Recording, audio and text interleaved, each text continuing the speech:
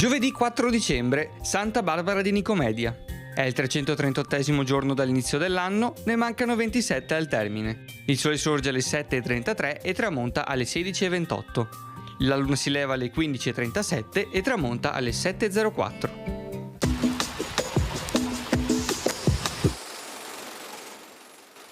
Per non aggravare le già precarie condizioni di salute del podestà dell'isola di Torcello e affinché non siano trascurati gli interessi della comunità isolana, lo si autorizza a tenere le riunioni del Consiglio nella propria casa e a dirigerle anche stando a letto.